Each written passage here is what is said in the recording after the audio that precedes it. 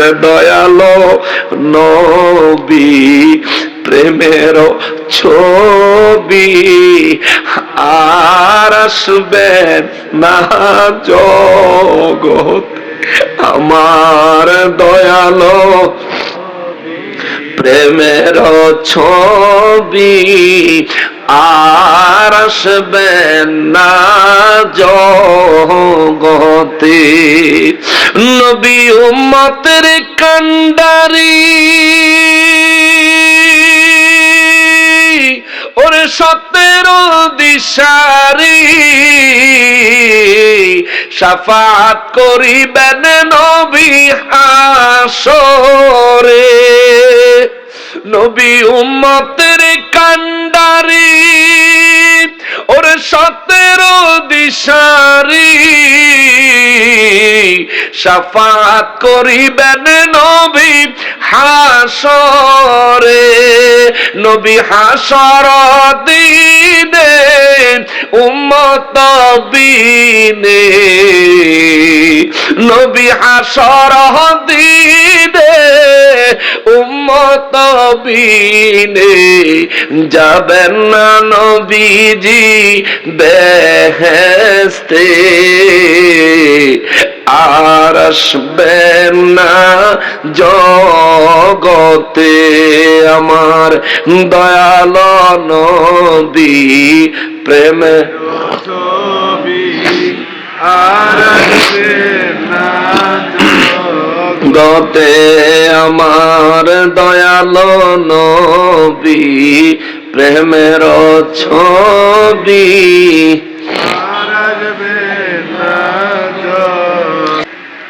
কুল্লু নাফসিন যায়িকাতুল মাউত আওয়াজ করে পড়েন সুবহানাল্লাহ রব্বুল আলামিন বলেন কুল্লু নাফসিন প্রত্যেকটা নফসকেই যায়িকাতুল মাউত মৌতের স্বাদ গ্রহণ করাই লাগবে নির্ধারিত জোরে কন্যা সুবহানাল্লাহ প্রত্যেকটা নফসকে মৃত্যুর স্বাদ গ্রহণ করা লাগবে নফসের বাংলা অর্থ নিতে পারেন প্রাণ কিন্তু নফস সম্পর্কে আমরা জানি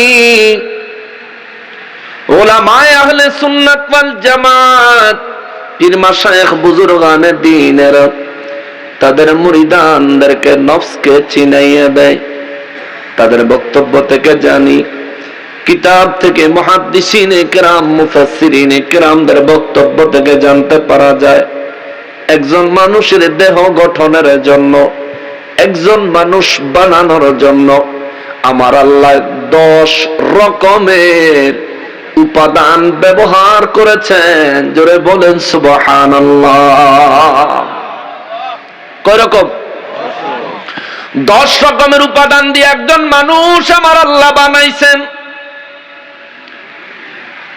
এক হলো কলব আরেক হলো রূহ আরেক হলো সির আরেক হলো খফি আরেক হলো আখফা আরেক হলো নফস এই 6টার নির্ধারিত জায়গা আছে আরো 4টা জিনিস আছে এটা পুরো শরীরের সব জায়গায় ছড়ায় ছিটায় আছে আব খাক আতশ বাদ আগুন পানি মাটি এবং আগুন আব খাক আতশ বাদ আগুন পানি বাতাস মাটি জোরে কন্যা সুবহানাল্লাহ এই 4টা আমাদের শরীরে ছড়ায় ছিটায় আছে বুজুর্গানে দ্বীন আউলিয়া কেরামেরা এই বিষয়গুলো মানুষকে পরিচয় করায় দেন লতিফা হিসাবে একজন মানুষের শরীরে 10টা লতিফা আছে তার মধ্যে একটা লতিফার নাম হলো নফস আল্লাহ বলেন কুল্লু নাফসিন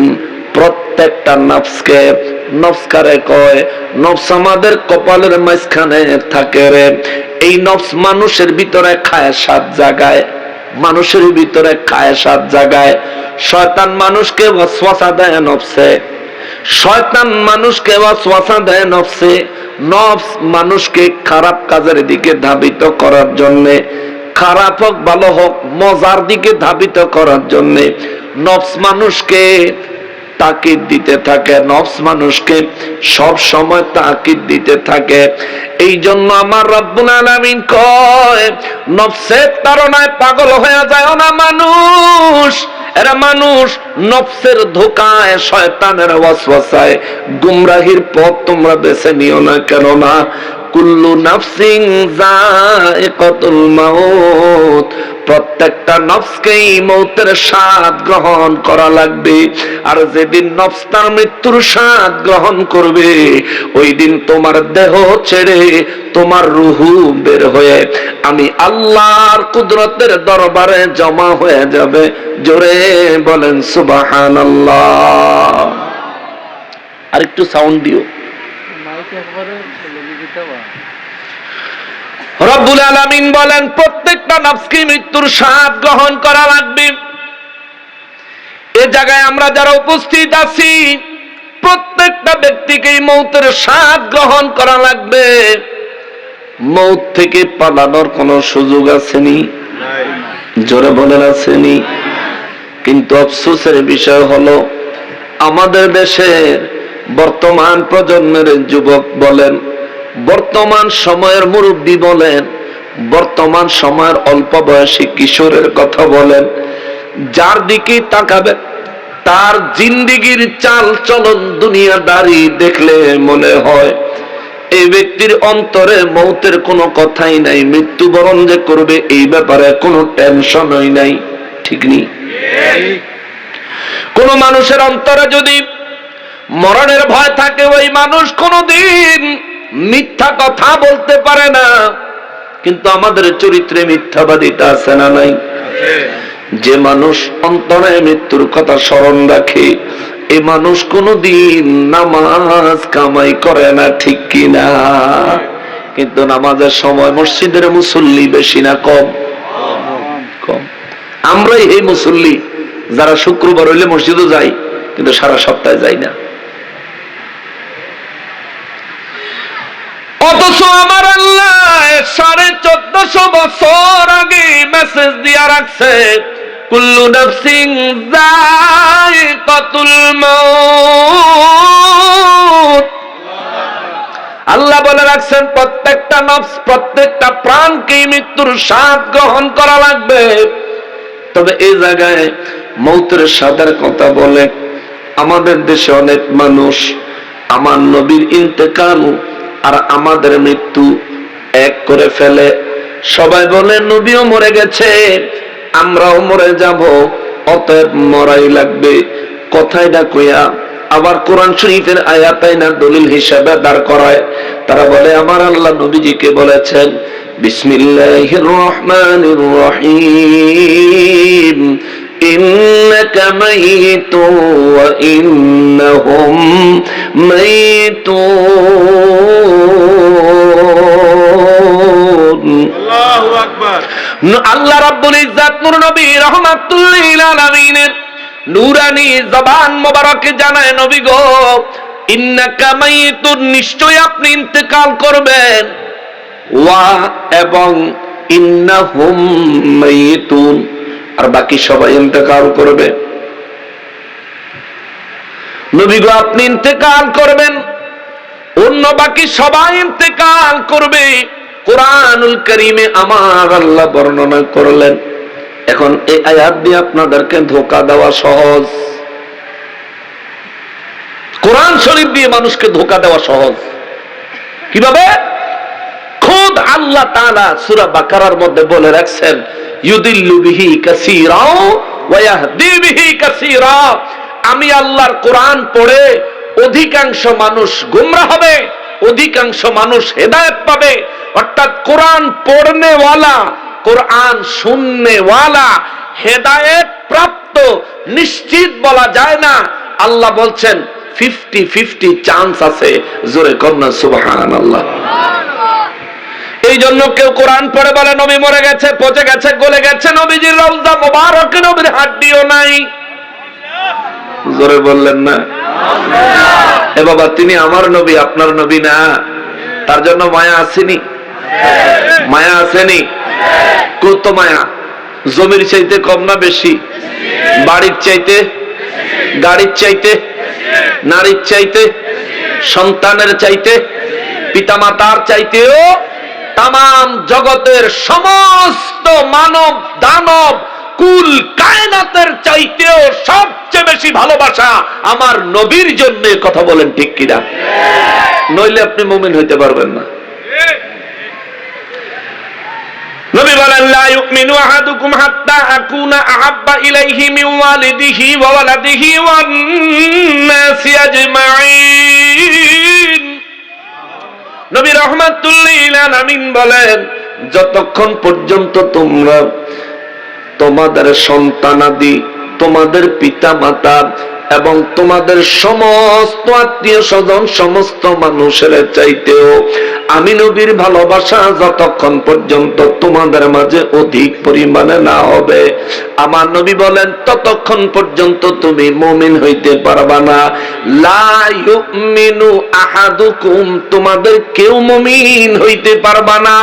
এ মুসলমান বাবারে, যতক্ষণ পর্যন্ত তোমরা আমি নবীর ভালোবাসাকে সমস্ত মানব জাতির চাইতে, এর মধ্যে নবী স্পেসিফিক ভাবে বললেন লা ইউমিনু আহাদুকুম হাত্তা আকুনা আহাব্বা ইলাইহি মিন ওয়ালিদিহি, তোমরা তোমাদের সন্তানদের চাইতেও, ওয়া ওয়ালাদিহি, তোমাদের পিতা মাতার চাইতেও, ওয়ান নাসি আজমাইন, এমনকি সমস্ত মানব জাতির চাইতেও যতক্ষণ পর্যন্ত অধিক পরিমাণে আমি নবীকে ভালোবাসতে না পারবা, ততক্ষণ পর্যন্ত তুমি মুমিন হইতে পারবা না।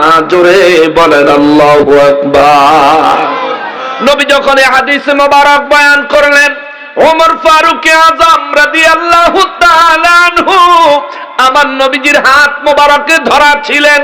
ওমর রাদিয়াল্লাহু তাআলা আনহু রে আমার নবী জিজ্ঞেস করে, ওমর বলো রে ওমর, তুমি আমাকে কতটা ভালোবাসো? সুবহানাল্লাহ। ওমর রাদিয়াল্লাহু তাআলা আনহু বলেন, নবী গো, ও নবী, আমি আমার প্রাণ ছাড়া অন্য সব কিছুর চাইতে আপনার নবীকে বেশি ভালোবাসি। সুবহানাল্লাহ। জোরে কোন নবী রাহমাতুল লিল আলামিন সঙ্গে সঙ্গে ওমর রাদিয়াল্লাহু তাআলা আনহুর হাতটা ছেড়ে দিলেন। ওমর রাদিয়াল্লাহু তাআলা আনহু অবাক হয়ে গেলেন। নবী গো রাহমাতুল লিল আলামিন, আমার প্রাণ ছাড়া বাকি সব কিছুর চাইতে আপনাকে বেশি ভালোবাসি। হুজুর, আপনার জন্য বুঝি এই ভালোবাসা আমার ঈমানের জন্য যথেষ্ট নয়? আমার নবী বললেন, না রে ওমর, যথেষ্ট নয়।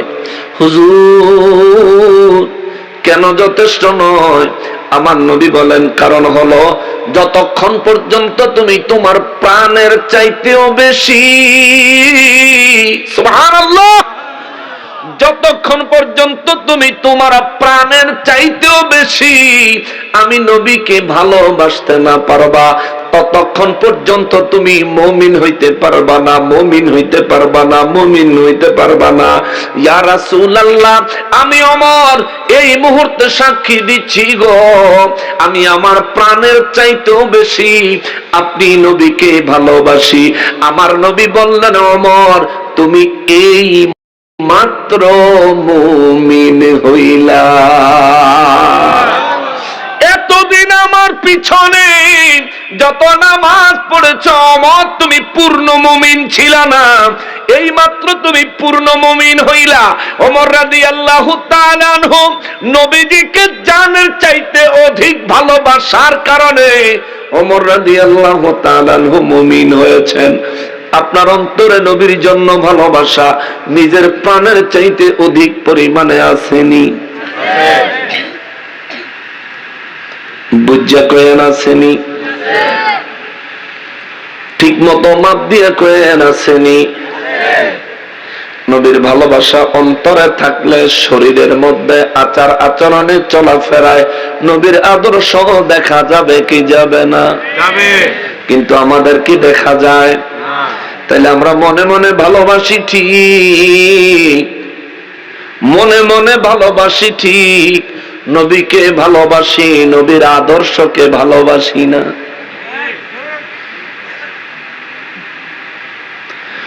নবীকে ভালোবাসা ঈমান, নবীর আদর্শকে ভালোবাসা আমল।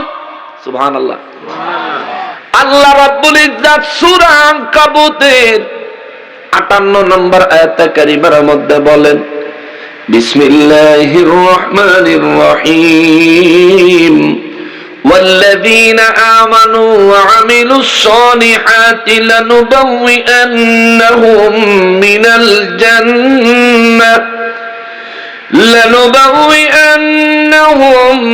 الجنة غرفا تجري من تحتها الأنهار خالدين فيها نعم أجر العاملين।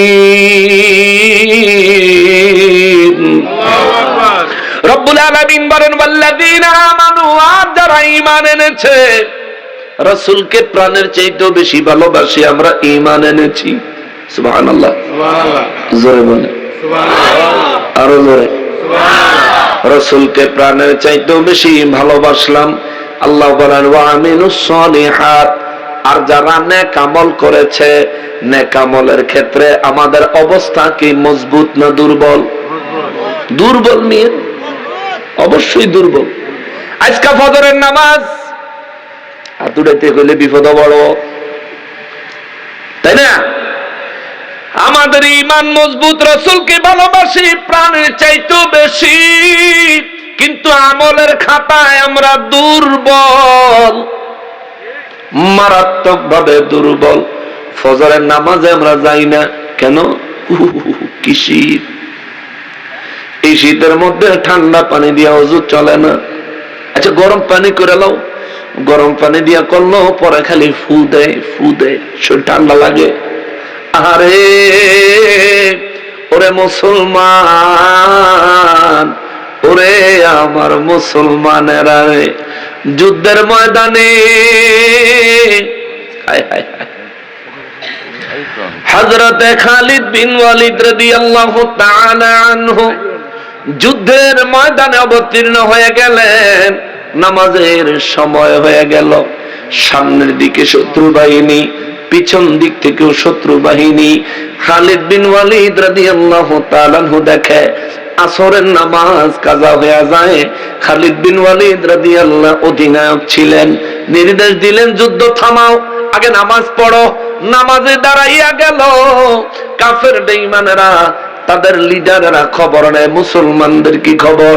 কয়, বুঝলাম না, জীবনে কত যুদ্ধ করছি, এমন পাগল জাতের লগে জীবনও যুদ্ধ করি নাই।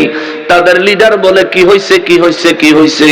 কয়, এরা যুদ্ধ থুইয়া, অস্ত্র মস্ত্র থুইয়া, এরা কানের উপরে হাত উঠাইয়া নাবির নিচে হাত বান্ধা এরা চুপ করে দাঁড়ায় গেছে।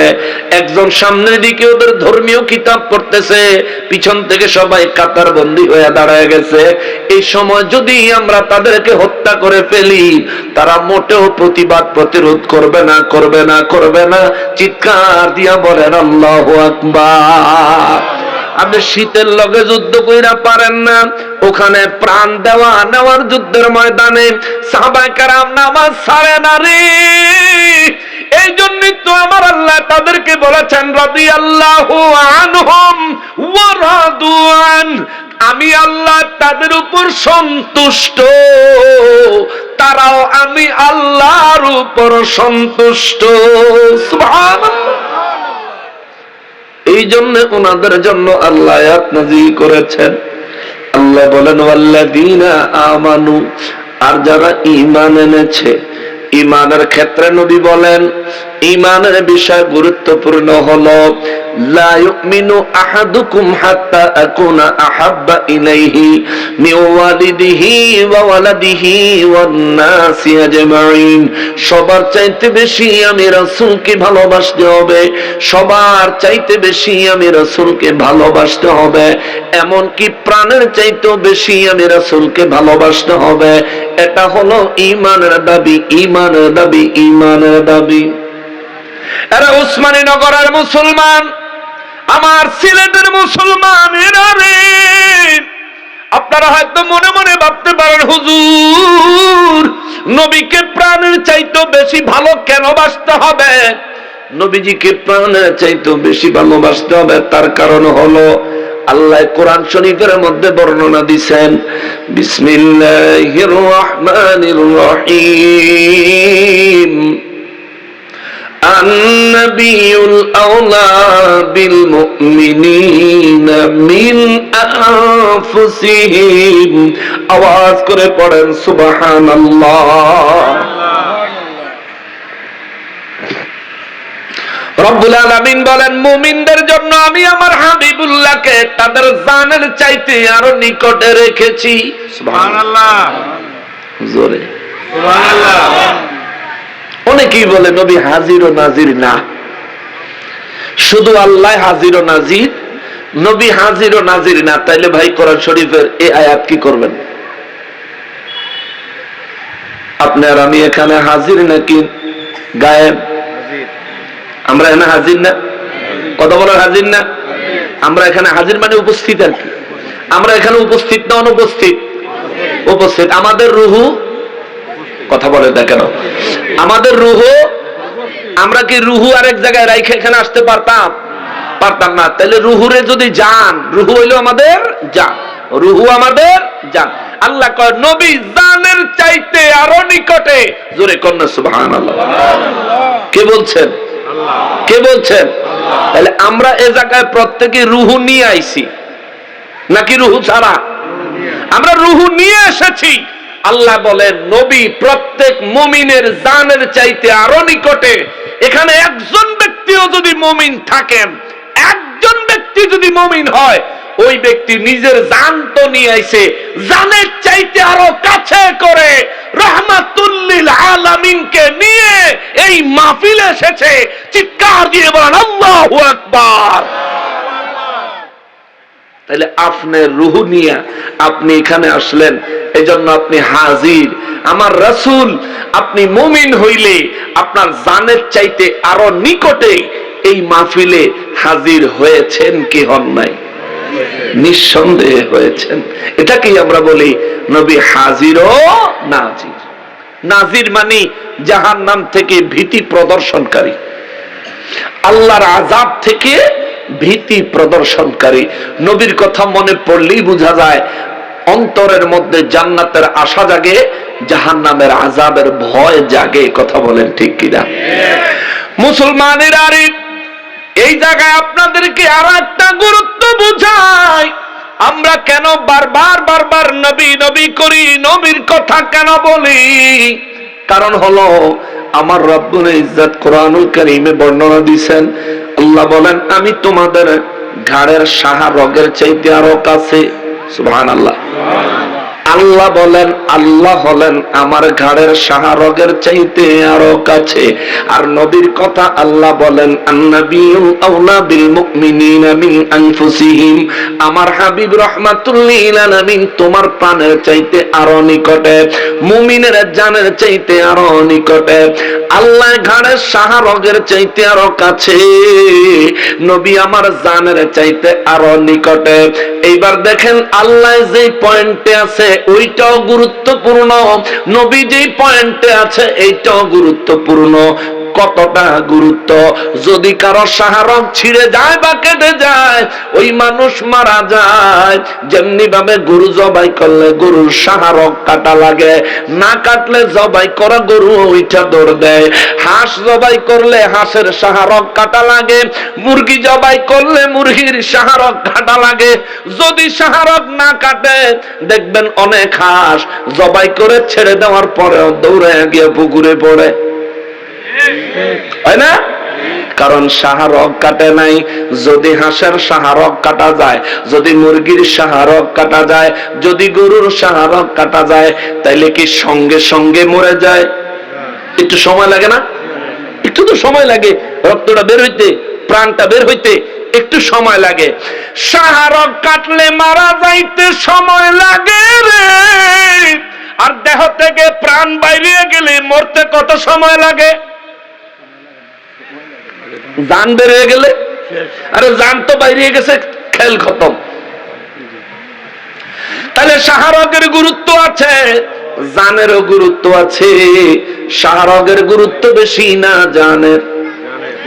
আল্লাহ বুঝায় দিল, বান্দা আমি আল্লাহ তোর শাহরগের চাইতেও কাছে। যদি আমার হুকুমে দিক বেদিক হয়, যদি আমি আল্লাহর সঙ্গে তোমার বান্দা হিসাবে আচরণে কোনো ভুল ভ্রান্তি হয়ে যায়, এরে বান্দা চান্স পাবি। যেমনি ভাবে শাহরগ কেটে গেলে মারা যাইতে কিছু সময় পায়, তেমনি ভাবে তোর দ্বারা যদি কুফরিও হয়ে যায়, তওবা করার জন্য একটা সময় পাবি, হায়াতের সময়। এই সময়ের ভিতরে তওবা করলে মাফ পাবি রে বান্দা, মাফ পাবি। আমি মাফ করব, আমি ওয়াদা দিয়েছি মাফ করব। যদি তুই আমার হাবিবুল্লাহর উসিলা দিয়ে আমার কাছে মাফ চাস, আমি তোরে আমি মাফ করে দিব। কিন্তু বান্দারে, তোর কোন আচরণে যদি আমার হাবিবুল্লাহ কষ্ট পায়, আর আমার হাবিবুল্লাহ যদি তোর দিক থেকে নবী হিসাবে, তোরে উম্মত হিসাবে, তিনি নবী হইয়া যদি তার চেহারা, তার নজর মোবারক ঘুরে আনে, তার মুখ মোবারক যদি ফিরায় আনে, ও বান্দা, দেহ থেকে প্রাণ বের হয়ে গেলে যেমনি ভাবে দেহ অকেজ, নবী রহমাতুল্লিল আলামিন কারো উপর থেকে তার চেহারা মোবারক ঘুরে নিলে, ওই ব্যক্তি ঈমানের দপ্তরে অকেজ। জোরে বলেন আল্লাহু আকবার। এই জন্য নবীর ভালোবাসা লাগবে পরিপূর্ণ। নবী বলেন, কেউ যদি আমাকে ভালোবাসতে চাও, তাইলে সে যেন আমার ফাতেমাকে ভালোবাসে। সুবহানাল্লাহ। নবী বলেন, কেউ যদি আমাকে ভালোবাসতে চায়, সে যেন আমার হাসান, আমার হুসাইনকে ভালোবাসে। জোরে সাহাবায়ে কেরাম বলেন, নবী গো কেন? নবী বলেন, যে আমার ফাতেমারে ভালোবাসে, যে আমার হাসান হোসেইনের ভালোবাসে, যে আমার আলীকে ভালোবাসে, আমি নবী ওয়াদা দিলাম আমি নবী নিজে তাকে ভালোবাসবো। সুবহানাল্লাহ। যে আমার হাসান হোসেইন ফাতেমা আলীর সঙ্গে দুশমনি করে, আমি নবী তার বিরুদ্ধে আল্লাহর দরবারে দুশমনির ঘোষণা দিলাম। জোরে বলেন নাউজুবিল্লাহ। কিন্তু ইমাম হাসান হোসেন রাদিয়াল্লাহু তাআলা আনহুমা, ওনাদেরকে শহীদ করা হয়েছিল। আমরা সবাই জানি কি জানি না? যারা শহীদ করেছিল তারা হিন্দু ছিল, খ্রিস্টান, বৌদ্ধ, ইহুদি, নাসারা, কাফের, নাস্তিক। ওরা কারা ছিল? হায় হায় হায়, ওরা কারা ছিল? ওদেরকে দেখতে মুসলমানের মতোই লাগছে। ওরা দেখতে মুসলমানের মতোই লাগছে, যেমন তেমন মুসলমান না। ওই মুসলমানের মধ্যে প্রায় 22,000 মানুষ ছিল। ওই 22,000 মানুষের মধ্যে হাজার হাজার মুফতি ছিল, তাদের মধ্যে হাজার হাজার হাফেজে কোরআন ছিল। এ বাবা রে, হাফেজে কোরআন হইয়াও, মুফতি সাহেব হইয়াও, নবীর আওলাদ, নবীর আওলাদ, নবীর আহলে বাইত চোখের সামনে দেখাও, নবীর আহলে বাইতের মর্যাদা অন্তরে অনুধাবন করতে পারে নাই। ওদের উত্তরসূরিরা আজকের দিনে আমাদের সমাজে যারা বসবাস করে, বিচরণ করে, ওদের পূর্বপুরুষরা আহলে বাইতকে নিজেদের চোখের সামনে দেখা তাদের মর্যাদা অনুধাবন করতে পারে নাই। কিন্তু আমার এই ওসমানী নগর এলাকায় ওই ইয়াজিদ বাহিনীর প্রেতাত্মা হইয়া, ইয়াজিদ বাহিনীর গোলাম হইয়া আজকে যারা আমার সমাজে ঘোরাফেরা করে, আমার এই সমাজের এই ব্যক্তিরা কি আহলে বাইতের শান বুঝবে? বলেন বুঝবে? ওর গুরুরা সরাসরি দেখাই বুঝে নাই। হায় হায় হায় হায়। ইমাম হোসেন রাদিয়াল্লাহু তাআলা আনহু নিজে যুদ্ধের ময়দানে যখন নাকি অবতীর্ণ হলেন, ওই জায়গায় তরবারি হাতের উপর নিয়া ইমাম হোসেন রাদিয়াল্লাহু তাআলা আনহু একটা ডাক দিয়েছিলেন সর্বশেষ, ইয়াজিদ বাহিনী রে,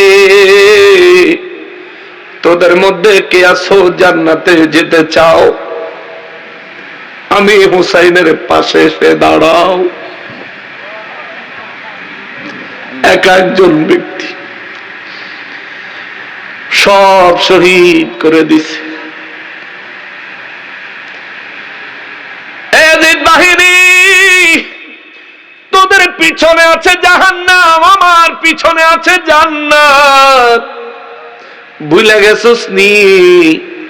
আমার নানাই বলেছেন, আল হাসান ওয়াল হুসাইন সাইয়্যিদা শাবাবি আহলিল জান্নাহ। আমি হুসাইন জান্নাতের যুবকদের একজন সরদার, আমার ভাই হাসান জান্নাতের যুবকদের একজন সরদার। আমার আম্মা খাতুনে জান্নাত ফাতেমাতুল জাহরা রাদিয়াল্লাহু তাআলা আনহা তিনি বলেন, আমার আম্মা হলেন জান্নাতের নারীদের সরদারিনী, আমার আব্বাই হলেন আমার নানার ইলমের শহরের দরজা। এরে আমরা চারজন হইলাম আমার নানার আহাল, আমার নানার পরিবার, আমার নানার সহ আমরা হলাম পাক পাঞ্জাতন পবিত্র পাঁচজন। সুতরাং আমার বিরুদ্ধে যারা তরবারি ধরেছ, তোমাদেরকে একটা আখেরি সুযোগ দিয়া যায়। আয় আয় আয়, কে আছো জান্নাতে যেতে চাও, আমার পাশে এসে দাঁড়া, আমার পাশে এসে দাঁড়া। এই কথা শুনে ইয়াজিদ বাহিনীর বীর বাহাদুর, ইয়াজিদ বাহিনীর বীর বাহাদুর সৈনিক খুলিয়ে করলো কি, নিজের হাত থেকে থরথর করে কাঁপতে কাঁপতে তরবারিটা পড়ে গেল। দৌড়ায় ইয়াজিদ বাহিনীর কাছ থেকে দৌড়ায় এসে ইমাম হোসেন রাদিয়াল্লাহু তাআলা আনহুর কদম জড়ায়া দইরা কান্না শুরু করে দিল।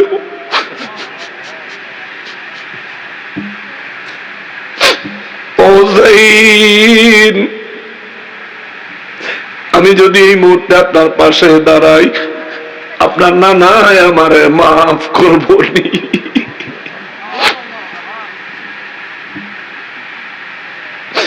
এখন যদি আমি আপনার পাশে দাঁড়াই, আল্লাহ আমারে মাফ করবো নি,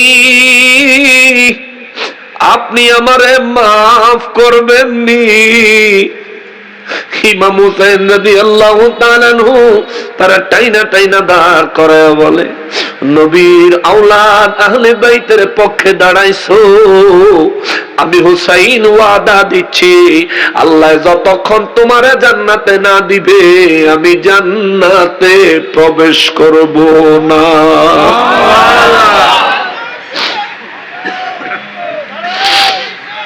ইয়া রাসূলুল্লাহ,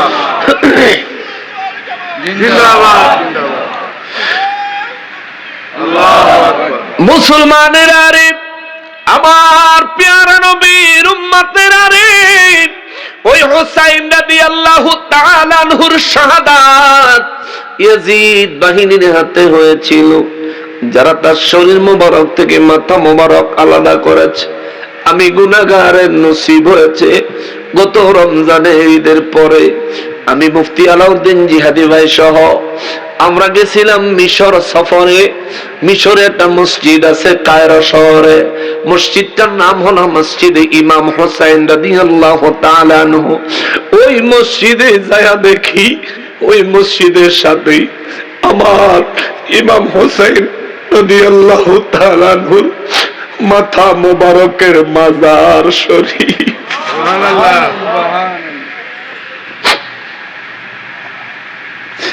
ওনার মাথা মোবারকের মাজার শরীফ হলো মসজিদ ইমাম হুসাইনের সাথে। দুইবার জিয়ারতে যাওয়া নসিব হয়েছে। মাত্র 3 দিন মিশরে ছিলাম, 3 দিনের মধ্যে দুইবার ইমাম হুসাইন রাদিয়াল্লাহু তাআলা আনহুর মাথা মোবারকের কাছে মাজারে মোবারকায় হাজিরা দেওয়ার তৌফিক আল্লাহ দিয়েছিলেন। ওইখানে গেলে রে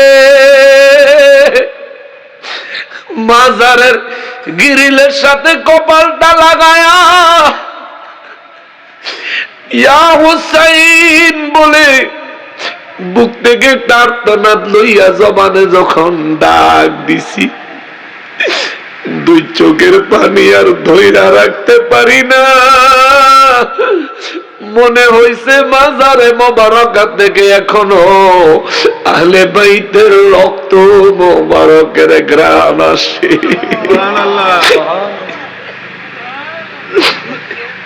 মুসলমানের ওই ইয়াজিদ বাহিনী মুফতি মুহাদ্দিসের অভাব ছিল না, কিন্তু ইমাম হোসেন রাদিয়াল্লাহু তাআলা আনহুকে শহীদ করে দিল। শুধু শরীর মোবারক থেকে মাথা মোবারক আলাদা করে কামটা হয় নাই, দেহ মোবারকের উপর দিয়া 30,000 ঘোড়া চালায়া দিছে। একটা না দুইটা না, 30,000 ঘোড়া চালায়া দিছে। শরীরের হাড্ডি থেকে মাংসগুলি প্রায় আলাদা হয়ে গেছে, পুরা শরীর মোবারক থেতলায়া গেছে রে। আল্লাহ সেদিন কেমনে সহ্য করছে।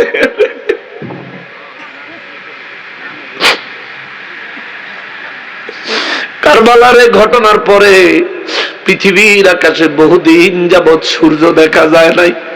পুরো পৃথিবী রক্তে, পুরো আকাশ রক্তে রঞ্জিত লাল লাল হয়েছে। এই ঘটনা যারা ঘটাইল ওরা ছিল ইয়াজিদ বাহিনী। ওই ইয়াজিদ বাহিনী এখনো সমাজ আছে না নাই? জোরে বলার আছে না নাই? ওই ইয়াজিদ বাহিনীরা সামনে মুহররম মাস আসতেছে, মুহররম মাস আসলে দেখবেন হেরার মাহফিল হেরা ইয়াজিদের বেহেশত পাঠানোর চেষ্টা করে, ইয়াজিদের ক্লিন চেক দেওয়ার চেষ্টা করে। কারবালার যুদ্ধে ইয়াজিদের কোনো দোষ ছিল না বলতে চায়। এ বাবা, যদি কারবালার যুদ্ধে ইয়াজিদের দোষ না থাকে, রাজপথে জুলাই যোদ্ধারা মারা গেছে, সেখানে শেখ হাসিনার কি দোষ ছিল? ঠিক কিনা বলে? কারবালার যুদ্ধের পরে যদি ইয়াজিদ দোষী না হয়, জুলাই যুদ্ধের পরেও তো শেখ হাসিনা দোষী না। শেখ হাসিনারে জুলাই যুদ্ধের অপমান দিয়া, জুলাই যুদ্ধে আমার দেশের সোনার ছেলেরা শহীদ হয়েছে, তাদের রক্তের দাবি আদায় করতে যায় শেখ হাসিনারে দোষী বানাইলি, দেশের থেকে তাড়াইলি, বেচারি এক পর্যায়ে হেলিকপ্টারে কইরা ভাগতে বাধ্য হইছে। এরে মুসলমান, নিজের ক্ষেত্রে আইলে বুঝো, দিনের ক্ষেত্রে আইলে বুঝো না। তুমি কপাল পোড়া দুর্ভাগা, দুর্ভাগা, দুর্ভাগা তুমি হইলা। ইউদিল্লু বিহি কাসীরা। আল্লাহর কোরআন পড়ো, নবীর সুন্নাহ পড়ো, কিন্তু তুমি গুমরাহির ভাগে পড়েছো। কথা বলেন ঠিক কিনা?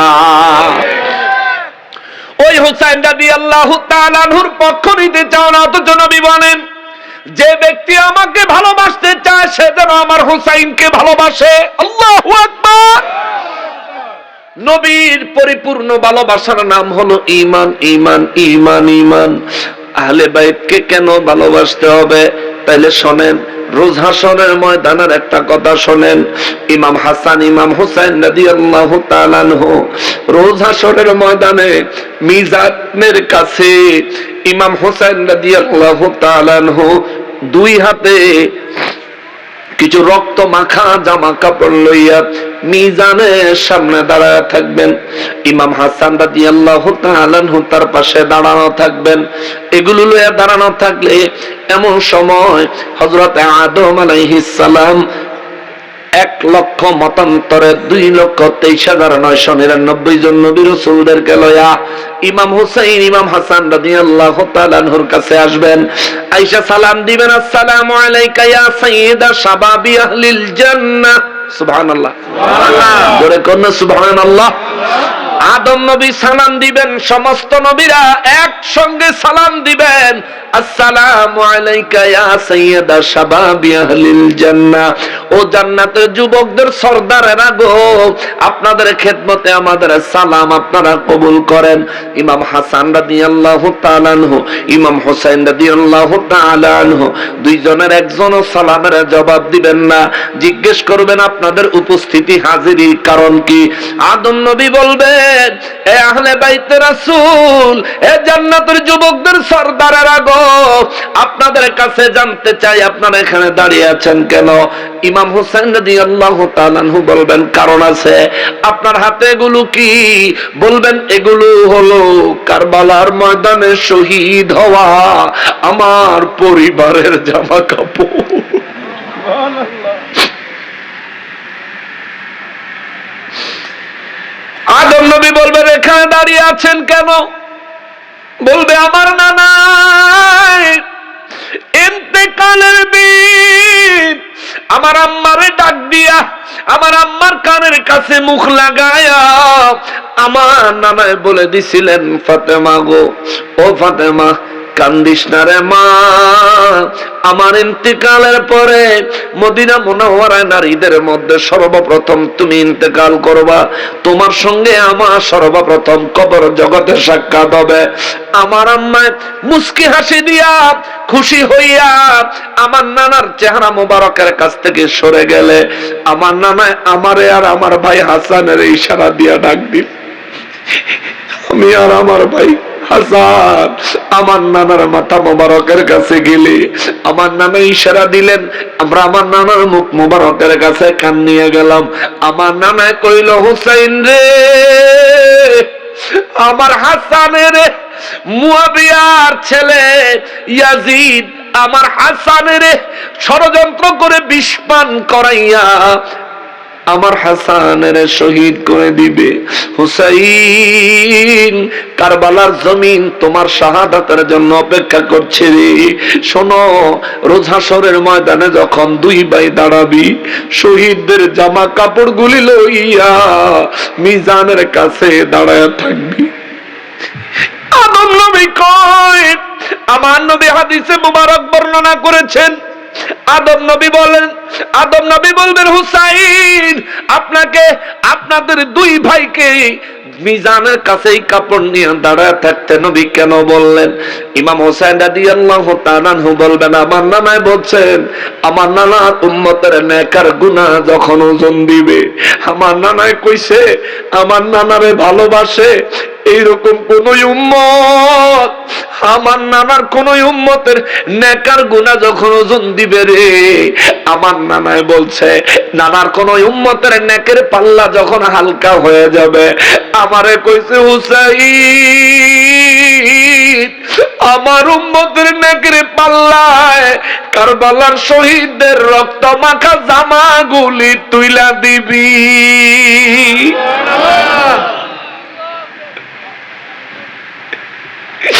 ওরে দয়ালো নবী, প্রেমের ছবি আর আসবেন না জগৎ, আমার দয়ালো প্রেমের ছবি আর আসবেন না জগতে। নবী উম্মতের কান্ডারি, ওরে সত্যের দিশারি, শাফাত করিবেন নবী হাসরে। নবী উম্মতের কান্ডারি, ওরে সত্যের দিশারি, শাফাত করিবেন নবী হাসরে। নবী হাসর দিনে উম্মত বিনে,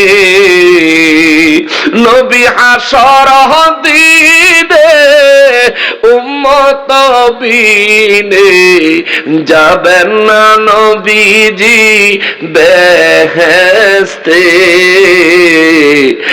আর আসবেন না জগতে, আমার দয়াল নবী প্রেমে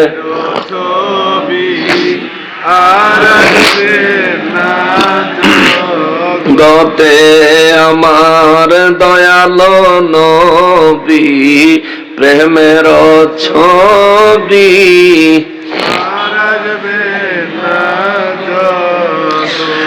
মুসলমানের আরে, আমার প্যারা নবীর উম্মতের আরে, আদম নবী ইমাম হুসাইন রাদিয়াল্লাহু তাআলা আনহুরে ডাক দিয়া বলবেন, কারবালার শহীদদের কাপড়গুলো আপনার নানার উম্মতের পাল্লায় দেওয়ার পরে যদি তাদের নেকের পাল্লা ওজনে ভারী না হয় তখন কি করবেন?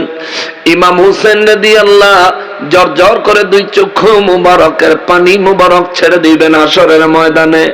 সাইরা দিয়া বলবেন, আদম নবী গো, আমার নানা ইন্তেকালের দিন আমাদেরকে আরো বলে গেছেন গো, ও নবীর উম্মতের, আমার নানার উম্মতের নেকের পাল্লায় এই কারবালার রক্ত মাখা কাপড়গুলি তুলে দেওয়ার পরে যদি আমার নানার উম্মতের নেকের পাল্লা ভারী না হয়, আমার নানায় বলছে, হাসান রে, হুসাইন রে, তোরা দুই ভাই আমার উম্মতের নেকের পাল্লার উপরে উঠা বসবি। প্রয়োজনে দুই ভাই উঠা বসবি, তবুও আমার একটা উম্মত জাহান্নামে নিয়া যাইতে দিবি না। আল্লাহু আকবার। আদম নবী গো, নানার উম্মত বাঁচানোর জন্য মিজানের কাছে দাঁড়ায় আছি গো আদম নবী, আপনি বলেন আপনারা সবাই আমাদের কাছে আসার কারণ কি? আদম নবী বলবেন, আপনি তো অনেক গুরু দায়িত্ব পালন করছেন, তবুও শোনেন, আমরা এখানে আসছি কারণ হলো আমরা হাসরের ময়দানের করুণ পরিণতি দেখে আমাদের বড় কষ্ট হচ্ছিল। আল্লাহর কাছে গেছিলাম, আল্লাহ গো, ও আল্লাহ, আমরা তো আপনার নবী এবং রাসূল ছিলাম গো আল্লাহ, আমরা তো আপনার হুকুমের বাইরে কদম দেই নাই গো আল্লাহ। আজকে হাসরের ময়দানে এত মুসিবতের জায়গা, ও আল্লাহ, এই জায়গা থেকে আমাদেরকে কি একটু মুক্তি দেওয়া যায় না? আল্লাহ রাব্বুল ইজ্জত বললেন, হ্যাঁ মুক্তি দেওয়া যায়, কিন্তু কেমন মুক্তি চান বলেন? আমি সবার পক্ষ নিয়ে বললাম, আল্লাহ গো, আপনি সবার বিচার করেন, অসুবিধা নাই, কিন্তু আমরা তো নবী রাসূল, আমরা তো এক প্রকার ভিআইপি, আমরা তো আপনার নবী রাসূল, আল্লাহ আমাদেরকে কি একটু ভিআইপি সুবিধা দেওয়া যায় না? রব্বুল ইজ্জত জানতে চাইবেন কেমন সুবিধা চাও? আদম নবীরে আমার আল্লাহ জিজ্ঞেস করলে আদম নবী জবাব দিবেন, আল্লাহ আমাদেরকে জান্নাতে যাওয়ার অনুমতি দেন। সুবহানাল্লাহ। আল্লাহ বলবেন, কোথায় যাইবা? আল্লাহ জান্নাতে যাওয়ার অনুমতি দেন। অনুমতি পাইলে খুশি তো? জি আল্লাহ, ঠিক আছে, যাও, জান্নাতে চলে যাও। আদম নবী কে, আল্লাহ আমাদেরকে একটা অনুমোদন পত্র লিখে দেন না, নইলে তো আবার রেদওয়ান ফেরেশতা জান্নাতে ঢোকার সময় যদি আমাদের কাছে চায় যে আপনি যে জান্নাতে যাইবেন, কিভাবে যাইবেন, আপনার কে পারমিশন দিল? আল্লাহ তখন কি বলবো? একটা অনুমতি পত্র দেন না। হাদিসে আমার নবী বর্ণনা করেন, আল্লাহ একটা কুদরতের কাগজে অনুমোদন পত্র লেখা আল্লাহ একেবারে সভাপতির জায়গায়, অর্থাৎ যিনি একেবারে মেইন প্রিন্সিপালের জায়গায়, আল্লাহ কুদরতের একটা সিগনেচার করে ওই কাগজটা আদম নবীর হাতে ধরায় দিবেন। সুবহানাল্লাহ। আদম নবী পাইয়া খুশি, খুশি হইলে আদম নবী দৌড়াইয়া জান্নাতের গেইটে যাবেন। আদম নবীকে আমার আল্লাহ অনুমোদন পত্র ধরাইয়া দিলে আদম নবী দৌড়াইয়া 1,00,000 মতান্তরে 2,23,999 জন নবী লইয়া নবী এবং রাসূলদেরকে নিয়ে আদম নবী জান্নাতের দরজায় চলে যাবেন। জান্নাতের দরজায় সব নবী রাসূলদেরকে দেখে রিদওয়ান ফেরেশতা গেটের সামনে দাঁড়ায় বলবেন, এই মুহূর্তে আপনারা এই জায়গায় কি করেন? সুবহানাল্লাহ, সুবহানাল্লাহ। আদম নবী বলবেন, তুমি আমারে চিনছনি? হ্যাঁ চিনছি তো। আপনি আদম নবী, সবাইরে চিনুনি? রিদওয়ান ফেরেশতা বলে, আমি এক এক করে সবাইকে চিনি, আপনারা সবাই নবী রাসূলরা এই মুহূর্তে থাকবেন হাসরের ময়দানে, কিন্তু আপনারা এই জায়গায় কেন আসছেন? এই জায়গায় কেন আসছেন? সঙ্গে সঙ্গে আদম নবী জবাব দিবে, আল্লাহ আমাদেরকে অনুমোদন পত্র দিয়েছে জান্নাতে যাওয়ার, সুতরাং তুমি আমাদের জন্য বাধা হইও না, অনুমোদন পত্র জমা রাখো আর আমাদেরকে জান্নাতে যেতে দাও। আদম আলাইহিস সালাম আল্লাহ পাকের অনুমোদন পত্র দেখবেন, দেখার পরে আদম নবীর অনুমোদন পত্রটা হাতে ফিরিয়ে দিবেন। আদম নবী বললেন, কি হইল রে রিদওয়ান? রিদওয়ান ফেরেশতা বলবেন, আদম নবী গো, এইটুকু অনুমোদন পত্র জান্নাতে যাওয়ার জন্য যথেষ্ট নয়। জোরে বলেন আল্লাহু আকবার। অনুমোদন পত্র দিবেন কে? আল্লাহ। কথা বলেন না কে? রিদওয়ান ফেরেশতা বলবে যথেষ্ট নয়। আদম নবী কইব, রিদওয়ান কি বলো তুমি? জানো নি এটা কে দিছে? জানি তো। কে দিছে? আল্লাহ দিছে। আল্লাহ অনুমোদন পত্র বুঝে যথেষ্ট নয়। রিদওয়ান ফেরেশতার সঙ্গে সঙ্গে নিজের একটা নিয়োগ পত্র বাইর করে আদম নবীরে দিয়ে করবে, এটা একটু পড়ে দেখেন। সুবহানাল্লাহ, সুবহানাল্লাহ। রিদওয়ান ফেরেশতার নিয়োগ পত্র দেখে আদম নবী দেখবেন, রিদওয়ান ফেরেশতার নিয়োগ পত্রের মধ্যে লেখা আছে, তুমি জান্নাতের দারোয়ানের চাকরি করবা, প্রধান দারোয়ান। এরে রিদওয়ান, যতক্ষণ পর্যন্ত আমার হাবিব রাহমাতুল লিল আলামিন উম্মত নিয়ে জান্নাতের দরজায় না আসবে, ততক্ষণ পর্যন্ত তুমি জান্নাতের দরজা খুলবা না। জোরে বলেন সুবহানাল্লাহ।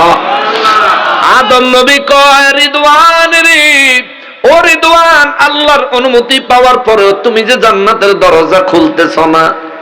আদম নবী কয়, আপনার হাতে যেটা দিছি ওইটাও আল্লাহর, আপনি আমারে যেটা দিছেন এইটাও আল্লাহর, এইবার আপনি বলেন আমি কোন দিকে যাইতাম।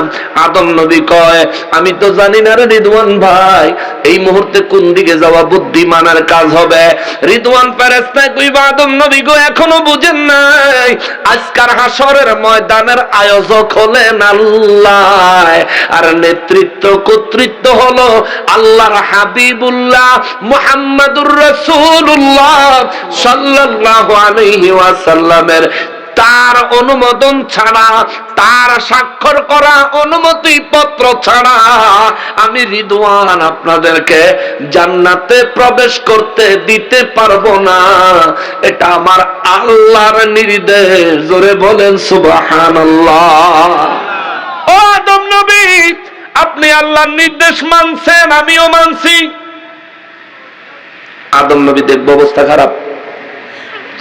দেখবেন কোন অফিসে কোন কাজ করতে গেলে চেয়ারম্যান সাহেবের কাছে বা উপজেলা অফিসে বা থানায় কোন কাজ যখন হয় না, তখন এই পিয়ন টিয়ন টাইপের বা একটু নিচের লেভেলের যেই অফিসার থাকে, সেই অফিসারে গিয়ে ভাই দেন না, কামটা করাই দেন না, কিছু টিয়া পয়সা লাগলে দিব না, অসুবিধা নাই, চা নাস্তার খরচ দিব না, দেন আপনি একটু করাই দেন। আর না হইতো না, সারে অনেক চিন্তা রয়েছে, আর না ভাই দেন না, আপনি কইলে হইব, দেন দেন করাই দেন। আরে মিয়া একটা বেজাল লাগাই দিচ্ছেন, আচ্ছা ঠিক আছে যাইতেছি, দেই কি কয় স্যারের কাছে গিয়ে দৌড় দিয়ে বেরিয়ে দূর, স্যার যে দমক দিছে হইতো না, আর ভাই দেন না, একটু ব্যবস্থা করে দেন না। পরে আইয়া কয় না, আপনারা অনেক টিয়া পয়সার কারবার হইতো না। কারে ভাই টিয়া যা লাগবো দিব না, তুমি খালি কামটা করাইয়া দাও। কথা লাগবো হুদা, স্যারে অনেক কইছিল, আমি কমাই দিছি, 1050 কইলে হয়ে যাইব। এই কথাটা বললাম এই কারণে যে যখন স্যারের কাছে পারে না, তখন স্যারের সেক্রেটারির কাছ থেকে বুদ্ধি নেই। যেমন অনেকে মাহফিলের জন্য আমার ফোন করলে ডেট তো নাই, তো যদি আমার সেক্রেটারি আমার খাদেম সাহেব যদি ফোন টোন ধরে, তো খাদেম সাহেবের আবার কয় যে আপনি একটা বাউ করে দেন, হুজুরে কইয়া টুইয়া বাউ করে দেন, আপনার লেগে টাকা দিয়ে দেয় রাখবো অনেক। খাদেমরা এটা কইলে খাদেমরা ডেট ডেট ঘুরে থুয়ে দেয়, হ্যাঁ লেগে এখন আর খাদেমরা মোবাইল দিই না, আমার দামি ধরি। এটা ইজ্জতের ব্যাপার না, ওয়াদার ব্যাপার না। আদম নবী রিদওয়ান ফেরেশতারে কইব, ভাই তোমার কাছে আল্লাহর যে নির্দেশনা আছে ঠিক আছে, আমার কাছে আল্লাহর যে নির্দেশনা আছে তাও ঠিক আছে, এবার বলো তুমি আমার একটু বুদ্ধি দাও, কোন পথ অবলম্বন করলে জান্নাতে যাইতে পারবো। ডান পাশে আল্লাহ সিগনেচার আছে, বাম পাশে খালি রাহমাতুল লিল আলামিনের স্বাক্ষর নিয়ে আসেন, আমি জান্নাতে ঢুকতে দিব। আদম নবী কইব, রাহমাতুল লিল আলামিনের এই মুহূর্তে কই পাওয়া যাবে রে ভাই যে দোয়ান? কই আপনি বুঝি জানেন না? ওরে ভাই মাথা ঠিক নাই, কস না রে ভাই, কোন জায়গায় গেলে রাহমাতুল লিল আলামিনের পাওয়া যাবে? সঙ্গে সঙ্গে রিদওয়ান ফেরেশতা বলবে, নির্দিষ্ট ঠিকানা আমি বলতে পারবো না, তবে 3টা ঘাটির কথা কই, 3টা জায়গায় তালাশ করেন গিয়া। 1 নম্বরে মিজানের কাছে যান, আল্লাহু আকবার, মিজানের কাছে যান, সেইখানে যা দেখবেন রাহমাতুল লিল আলামিন কি যদি পান, ওইখানে যা দেখবেন ওনার উম্মতের নেকের গুনাহ যখন ওজন দেয়, উনি কারোর জন্য পকেট থেকে কাগজের টুকরা বাইর করে নেকের পাল্লায় দেয়, কারো মিজানের পাল্লার নিচে আঙ্গুল মোবারক লাগায়া নেকের পাল্লার ওজন বাড়ায়া দেয়। সুবহানাল্লাহ। ওইখানে যা যদি মিজানের কাছে না পাই, রিদওয়ান ফেরেশতা বলে তাইলে পুলসেরাতের কাছে যাবে। পুলসেরাতের পারে যিনি দাঁড়িয়ে থাকবেন, দরুদ সালাম পড়া উম্মতের পার করিবেন। ওরে উম্মতেরই পাগল নবী, উম্মতেরই পাগল নবী, মনে রাখিও মন যদি দিতে হয় নবীকে দিও। আল্লাহুম্মা সাল্লি আলা সাইয়্যিদিনা মুহাম্মদ ওয়া আলা আলিহি মাওলানা মুহাম্মদ। আল্লাহুম্মা সাইয়্যিদিনা মাওলানা মুহাম্মদ ওয়া আলা আলি সাইয়্যিদিনা মাওলানা। আদম নবীকে রিদওয়ান ফেরেশতা বলবেন, পুলসেরাতের কাছে যায় দাঁড়ায় দেখবেন রহমাতুল লিল আলামিন সেখানে তার উম্মতদেরকে হাতে ধরে ধরে পুলসেরাত পার করতেছে। আদম নবী কয় ওখানে যদি না পাই কই যাব? রিদওয়ান ফেরেশতা বলবেন ওখানে যদি না পান তাইলে হাউজে কাউসারের কিনারায় যাবেন, ওখানে যায় দেখবেন তিনি তার পিপাসার্ত উম্মতের খোদ নিজের হাতে কাউসারের শরবত দান করতেছেন। আদম নবী বলেন, হুসাইন আমি এইমাত্র রিদওয়ান ফেরেশতার কাছ থেকে আসলাম, এই যে দেখেন আল্লাহ আমাদেরকে জান্নাতে ঢোকার পারমিশন দিছে, আপনার নানারে পাইলে একটা স্বাক্ষর লাগে তাইলে আমরা জান্নাতে যাইতে পারি। আমরা নবী রাসূল হইয়া আজকে হাসরের ময়দানে বড় কষ্টে আছি। সমস্ত নবী রাসূলদেরকে ইমাম হাসান এবং হোসেন রাদিয়াল্লাহু তাআলা আনহুমা বলবেন, আপনারা যদি আমার নানাকে খুঁজে পেতে চান এই মুহূর্তে আমার নানাকে পাওয়া যাবে আরশ আজিমের ছায়ায়। আমার নানা সেখানে উম্মতের জন্য কাঁদতেছেন, যা দেখেন আদম নবী সহ সমস্ত নবী রাসূলরা আমার নবীর খেদমতে নবীকে খুঁজতে খুঁজতে আরশ আজিমের ছায়ায় যাবেন। ওইখানে যায় দেখবেন আমার নবী রহমাতুল লিল আলামিন, আমার দয়াল নবীজি আরশ আজিমের ছায়ার নিচে সিজদা মোবারক লাগায়া আমার নবী কাঁদতেছেন, রব্বি হাবলি উম্মতি, রব্বি সাল্লিম উম্মতি, ইয়া উম্মতি, ইয়া উম্মতি, রব্বি হাবলি উম্মতি। ও আমার আল্লাহ, ও আমার রব, আমার উম্মত গুলি আমারে হেবা করে দিয়ে দাও, আমার উম্মতের আমলনামাগুলি এই হাসরবাসীর সামনে দেখাইয়া আমার উম্মতের লজ্জা দিও না রে আল্লাহ। রব্বি সাল্লিম উম্মতি, ও আল্লাহ আমার উম্মতের শান্তি দাও। সূর্যের তাপে পায়ের নিচের জমিন তামায় রূপান্তর হওয়ার কারণে মাথার মগজ গুলি করে যাচ্ছে, পায়ের নিচে গরম তামায় আমার উম্মত দাঁড়াইতে পারতেছে না। আল্লাহ রব্বি সাল্লিম উম্মতি, আল্লাহ আমার উম্মতের শান্তি দাও। ও আমার রব, আমার প্রতিপালক, আমার উম্মতের শান্তি দাও। ইয়া উম্মতি, হায় রে আমার উম্মত, হায় রে আমার উম্মত, হায় রে আমার উম্মত। আদম নবী সহ সমস্ত নবী রাসূলেরা ওই জায়গায় দাঁড়ায়া আমার নবীর উম্মতের জন্য কান্না দেখে সবাই দিওয়ানা হয়ে যাবে। ওই জায়গায় আদম নবী সালাম দিবেন, আসসালাতু ওয়াসসালামু আলাইকা ইয়া আউয়ালু, আসসালাতু ওয়াসসালামু আলাইকা ইয়া আখিরু, আসসালাতু ওয়াসসালামু আলাইকা ইয়া বাশিরু, চিৎকার দিয়া বলেন সুবহানাল্লাহ। আদম নবীর সালাম পেয়ে আমার নবীজি সিজদা মোবারক থেকে মাথা মোবারক তুলবেন, সালামের জবাব দিবেন না। আমার নবী বলবেন, আদম নবী গো, আপনারা সব নবী রাসূল এখানে কি ব্যাপার? সব নবী রাসূলের পক্ষ থেকে আদম নবী কইব, নবী গো, ও মায়ার নবীজি, জান্নাতে যাওয়ার জন্য আল্লাহর কাছে পারমিশন চাইলাম। আল্লাহ একটা লিখিত পারমিশন নামা দিছে, রিদওয়ান ফেরেশতা জান্নাতের দরজা থেকে আমাদেরকে ফিরিয়ে দিছে। হুজুর, আপনি একটা স্বাক্ষর দিলে আমরা জান্নাতে যেতে পারি। নবী গো, আপনি একটা স্বাক্ষর করে দেন না। আমার নবী বলবেন, হে আদম নবী, সবার জন্য আমি নবীর ফাইনাল ঘোষণা, যতক্ষণ পর্যন্ত আমার একজন উম্মত এই হাসরের ময়দানে অথবা জাহান্নামের ভিতরে যতক্ষণ পর্যন্ত আমার একজন উম্মত অবশিষ্ট থাকবে, আমি নবী ততক্ষণ পর্যন্ত নিজেও জান্নাতে যাব না, কাউকেও জান্নাতে যাওয়ার অনুমতি দিব না। জাহান্নামের ভিতরে আমার কোন উম্মত যদি পইরা থাকে, হাসরের ময়দানে আমার কোন উম্মত যদি আটকায়া থাকে, আমি নবীও জান্নাতে যাব না। আমার পক্ষ থেকে কাহারও জন্য জান্নাতের কোন অনুমোদন আমি নবী দিব না।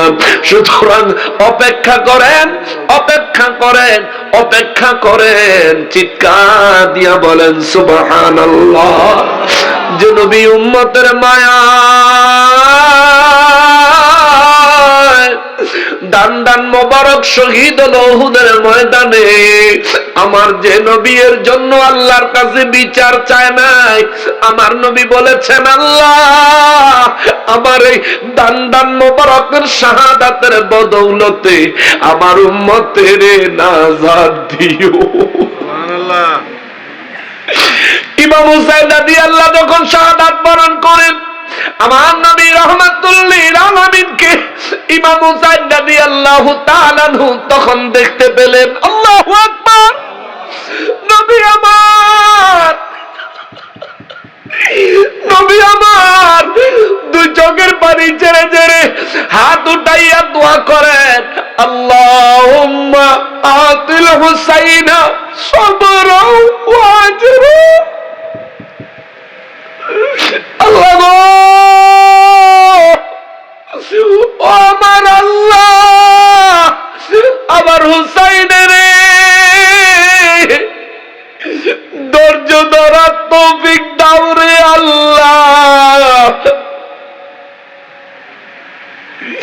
ইমাম হুসাইন রাদিয়াল্লাহু তাআলা আনহু, মুফতি শফিউল কারাবি রাহমাতুল্লাহ আলাইহি শামে কারবালার মধ্যে লেখেন, ইমাম হোসেন রাদিয়াল্লাহু তাআলা আনহু শাহাদাত বরণ করার পূর্ব মুহূর্তে আমার নবী রাহমাতুল লিল আলামিনকে দেখলেন। ইমাম হোসেন রাদিয়াল্লাহু তাআলা আনহু যখন ঘোড়ার উপর থেকে জমিনে লুটাইয়া পড়লেন, আমার নবীজি ইমাম হুসাইন রাদিয়াল্লাহু তাআলা নূরে জড়ায়া দইরা ইমাম হুসাইন রাদিয়াল্লাহু ঘোড়ার উপর থেকে যখন পড়ে গড়াগড়ি খাইলেন, আমার নবী তারে জড়ায়া দইরা গড়াগড়ি খাইলেন। এইদিকে মদিনা মুনাওয়ারায় উম্মে সালমা স্বপ্নে দেখে রে, আমার নবী রক্ত মুবারক মাখা অবস্থায় আমার নবীজির সারা শরীরে মাটি লেগে আছে। দেখা কই নবী গো, ও নবী, আপনার শরীর মোবারকে এত মাটি এত রক্ত কেন গো? স্বপ্নে আমার নবী জবাব দেয়, এই মাত্র আমার কলিজার টুকরা হোসাইন কারবালায় শহীদ হইয়া গেছে।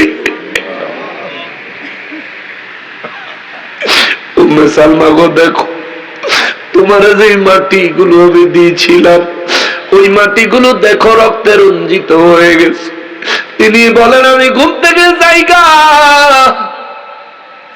মনে হইল যেন বাস্তবে নূর নবী রাহমাতুল লিল আলামিন আমার সঙ্গে কথা বললেন। আমি দৌড়ে গেলাম, ওই শিশিতে রাখা মাটির দিকে তাকায় দেখি মাটিগুলো রক্তে লাল লাল লাল লাল হয়ে গেছে। মুসলমানের ওই নবী নিজের কলিজার টুকরাদেরকে শহীদ করলেন, প্রতিশোধ আল্লাহর দরবারে চাইলেন না। আমার নবী শুধু দোয়া করলেন, আল্লাহ আমার কলিজার টুকরাদের শাহাদাতের বদৌলতে আমার উম্মতের নাজাত দিও। সুবহানাল্লাহ।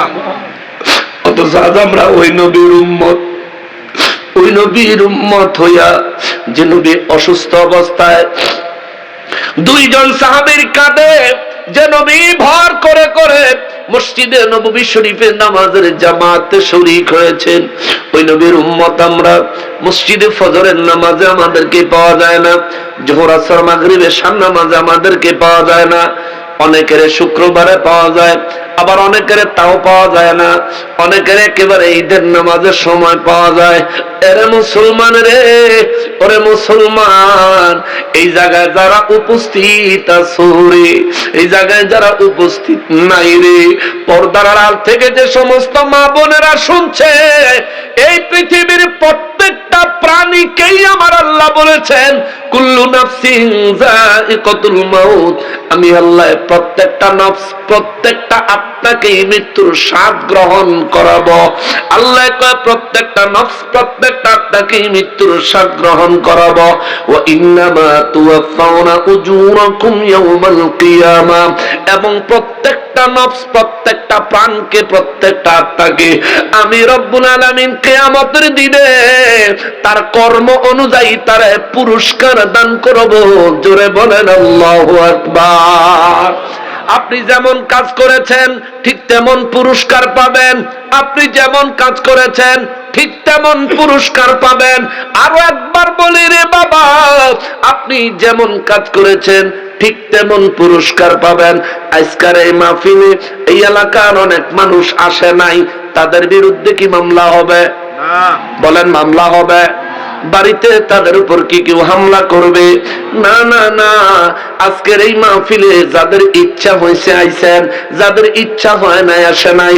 আবার যারা আইছেন আপনাদের মধ্য থেকে যার ইচ্ছা এক্ষুনি উঠে চলে যাইতে পারবেন, কিন্তু রোজ হাসরের ময়দান, রোজ হাসরের ময়দান, যেদিন আপনার সারা জীবনের প্রত্যেকটা কাজের জন্য এক এক করে হিসাব দেওয়া লাগবে, যেদিন আপনার জীবনের প্রত্যেকটা মুহূর্তের হিসাব দেওয়া লাগবে, ও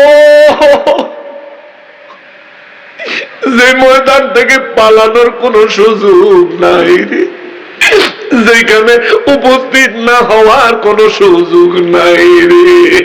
যে আল্লাহ তোমারে বানাইছে, যে আল্লাহ আমারে বানাইছে, ওই আল্লাহর জীবনে কোনদিন দেখি নাই, কিন্তু রোজ হাসরে আমার কাছ থেকে আমার জিন্দেগির হিসাব নিবে আমার আল্লাহ।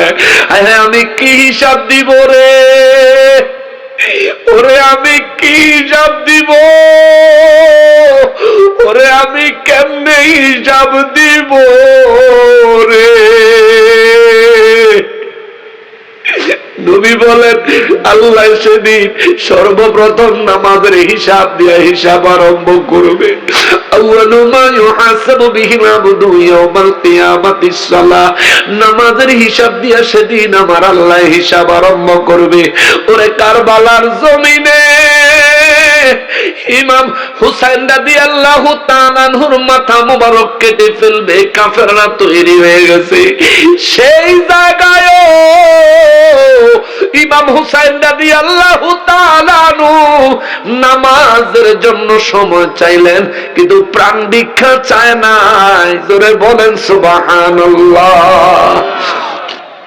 ওই হোসাইনি মুসলমান তুমি নিজের দাবি করো যদি, ওই আমার নবী রাহমাতুল লিল আলামিনের উম্মত নিজেকে দাবি করো যদি, নিজের প্রাণের চাইতে নবীকে বেশি ভালোবাসো দাবি করো যদি, এরে মুসলমান তবে কেন তোমার মুখে দাড়ি নাই? এ মুসলমান তবে কেন তোমার দেহে ওই নবীর সুন্নাতের পোশাক নাই? এ মুসলমান তবে কেন তোমার চরিত্রে নামাজ নাই। এ মুসলমান তবে কেন তোমার জবানে সর্বদা সত্য কথা নাই? এ মুসলমান তবে কেন তোমার জবান দিয়ে অন্য মুসলমান কষ্ট পায়?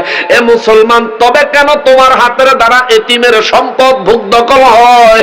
তবে কেন তোমার সন্তান শুদ্ধভাবে সহিভাবে কোরআন তেলাওয়াত করতে জানে না? তবে কেন তোমার সন্তান আহলে হাদিস ভণ্ড ওয়াহাবি হয়? কেন হয়? কেন হয়? দাইলামি শরীফের 262 পৃষ্ঠায় 1450 বছর আগে আমার নবী বলেছেন, তুমি তোমার সন্তানের ডাক্তার ইঞ্জিনিয়ার বানাইবা। আমি নবী এমন নসিহত তোমারে করি নাই। আমি নবীর নসিহত হলো, তুমি তোমার সন্তানকে 3টা শিক্ষা দিবা।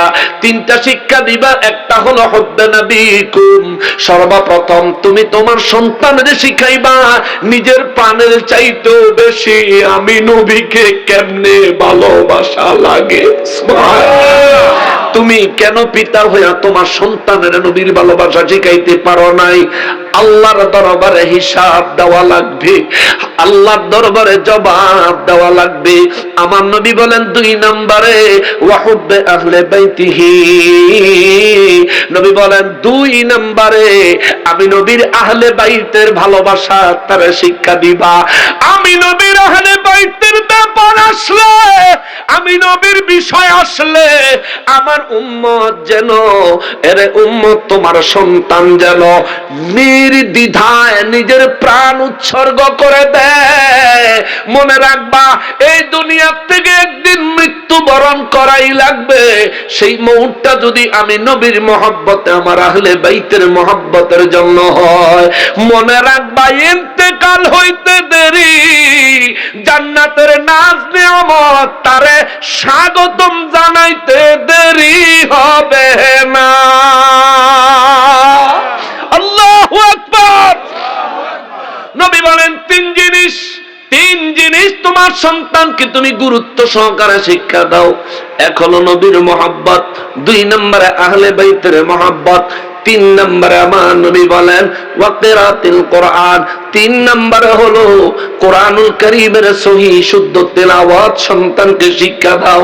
এই জায়গায় কতগুলো মানুষ এক এক করে যদি সূরা ফাতিহা জিজ্ঞেস করা হয়, ম্যাক্সিমাম মানুষের সূরা ফাতিহা তেলাওয়াতে ভুল হবে, অশুদ্ধ হবে, ঠিকমতো টান গুন্না ঠিক থাকবে না। আবার এখানে যতগুলো মানুষ সবাইরে যদি ফজরের নামাজ, যোহর, আসর, মাগরিবের নামাজের এক এক করে কথা জিজ্ঞেস করি, এইখানেই আপনি জবাব দিতে পারবেন না। ওরে আপনার হায়াতের বয়স কত? 20 বছর। 12 বছরের থেকে যদি 8 বছরের হিসাব আপনার কাছে আমি চাই, আপনি হিসাব দিতে পারবেন না। যদি আপনার বাবা আপনার কাছে হিসাব চায়, বাবার কাছে নামাজের হিসাব দিতে পারবেন না। ও মুসলমান রে, আমি তোমার কাছে হিসাব চাইলে সর্বোচ্চ তুমি লজ্জা পাইবা। আমি তোমার কাছে হিসাব চাইলে সর্বোচ্চ তুমি লজ্জিত হবা।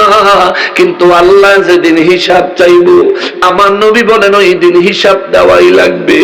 যদি নামাজের হিসাব কারো পরিপূর্ণ হয়, পরবর্তী হিসাবগুলি আমার আল্লাহ সহজ করে দিবে। সুবহানাল্লাহ। আর যদি নামাজের হিসাবে গোলমাল হয়, তার পরবর্তী হিসাবগুলো কঠিন হয়ে যাবে। আমার নবী বলেন তার পরবর্তী হিসাবগুলো কঠিন থেকে কঠিনতর হয়ে যাবে। এ বাবা রে, এর মুসলমান, ও উসমানী নগরের মানুষ, একটাবার নিজের আমলের হিসাব কইরা দেখো রে বাবা। আজকে এখানে যদি তোমার কাছে আমি 10,000 টাকা জরিমানা করি, তোমার পকেটে যদি 5,000 টাকা থাকে, কারো কাছ থেকে 5,000 টাকা ঋণ করে তুমি আমার 10,000 জরিমানা মিটাইতে পারবা। কিন্তু রোজ হাশরের ময়দানে একটা নেকির অভাব হইলে রে, একটা নেকির অভাব হইলে মুসিবতের শেষ থাকবে না। কথা বলেন ঠিক কিনা? বিশ্বাস হয়? বিশ্বাস হয়? আল্লাহ কওয়া ইন্নামা তুওয়াফাউনা উজুরাকুম ইয়াউমাল কিয়ামা, প্রত্যেকের কর্ম অনুযায়ী আমি আল্লাহ প্রত্যেকের পুরস্কার বুঝাইয়া দিব কিয়ামতের দিন। সুবহানাল্লাহ। নবী হাদিসে মোবারকে বলেন এক ব্যক্তির নেক আর গুনাহ সমান হয়ে যাবে।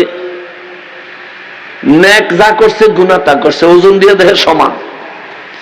জাহান্নামের ফেরেশতারা তার জন্য দাঁড়ায়া থাকবে, কিন্তু তারা ধৈর্য টান দিতে পারে না, কারণ গুনাহ তো বেশি হয় নাই। জান্নাতে নিয়ে যাওয়ার ফেরেশতারা ওই ব্যক্তির জান্নাতের দিকে ডাকতে পারে না, কারণ নেক তো বেশি হয় নাই। দুই পক্ষ দুই পাশে দাঁড়িয়ে আছে। যে লোকের আমলনামা পাল্লায় তুলেছে ওই লোকটাও হতভম্ব হয়ে দাঁড়ায় রয়েছে। হায় হায়, কামটা হয়েছে কি, মাত্র আমার আমলনামা একেবারে সমান সমান হয়ে গেল। হায় হায়, এখন কি উপায় হবে? বেশি নেক হইলে আল্লাহ কইছে জান্নাতে, কম নেক হইলে আল্লাহ কইছে জাহান্নামে, আমি যেন এখন মাঝখানে পড়লাম, কি উপায় হবে?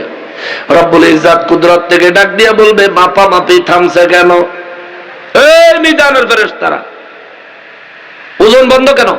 আল্লাহ, তোমার এক বান্দার নেকার গুনাহ ওজন দিছি, তার নেকার গুনাহ সমান হয়ে গেছে, তার নেকার গুনাহ পাল্লার থেকেও নামাইতে পারি না, তার একটা সমাধানও আনতে পারি না।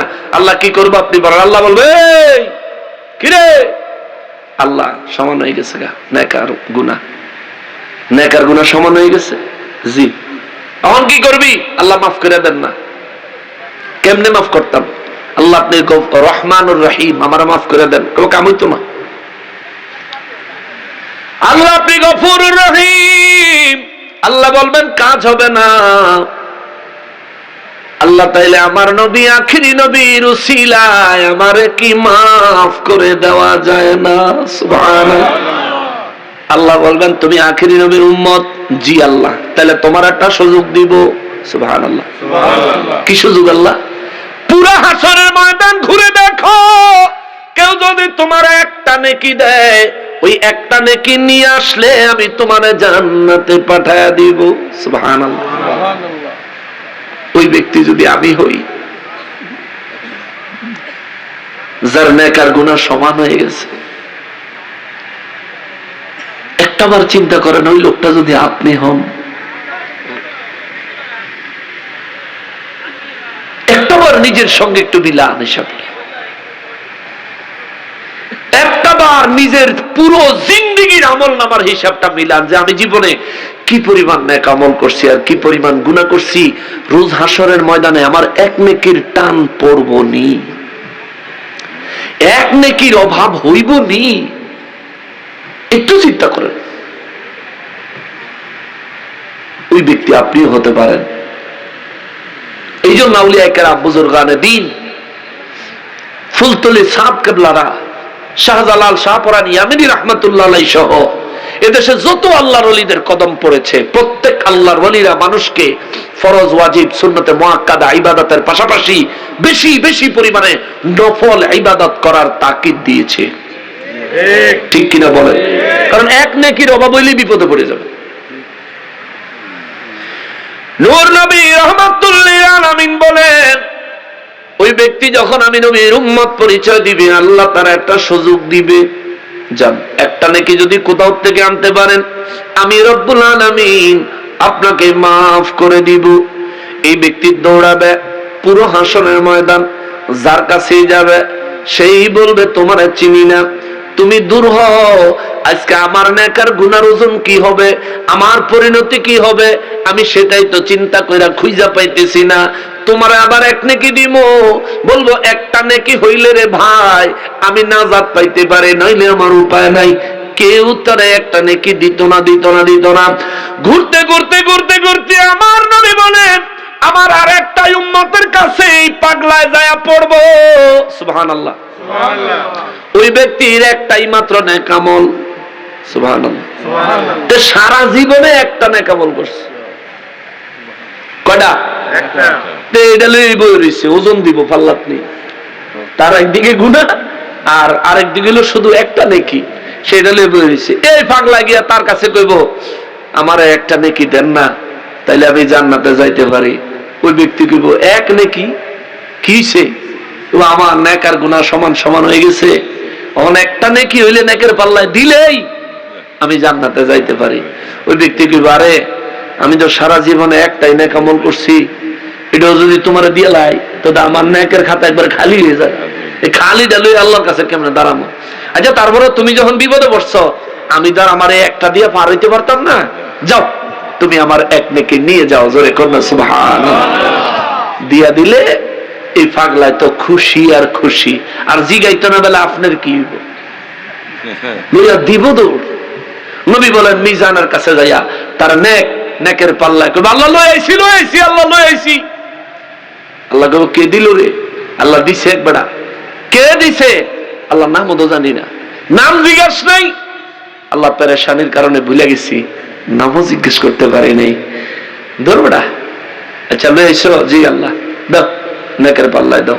নেকের পাল্লায় তুলে দিলে তার নেকের ওজন ভারী হয়ে গেলে জান্নাতের ফেরেশতারা বলবেন আহলান সাহলান মারহাবান তাইয়িবান মুবারাকান, আসেন আসেন, আপনাকে আমরা জান্নাতে নিয়ে যাওয়ার জন্য অপেক্ষা করতেছি, জোরে কন্যা সুবহানাল্লাহ। আর এই ব্যক্তিগুলো ফেরেশতারা একটু দাঁড়াও, আরে নিয়ে আপনার লেগে কতক্ষণ ধরে কারণিস, আপনার লেগে অন্য মানুষের ওজন দিতে পারতেছেন, আপনি এখন আবার কইতেছেন দাঁড়াইতে, একটু দাঁড়াও। আল্লাহ আমার জান্নাতের ফয়সালা সুনিশ্চিত হয়েছে। রব্বুল ইজ্জত বলবেন হ্যাঁ, আমার হাবিবুল্লাহর সদকায় তোমার আমি জান্নাত দিয়েছি। আল্লাহ এরপরে আর জান্নাত ফিরে টিরে নিবেন না তো? সুবহানাল্লাহ।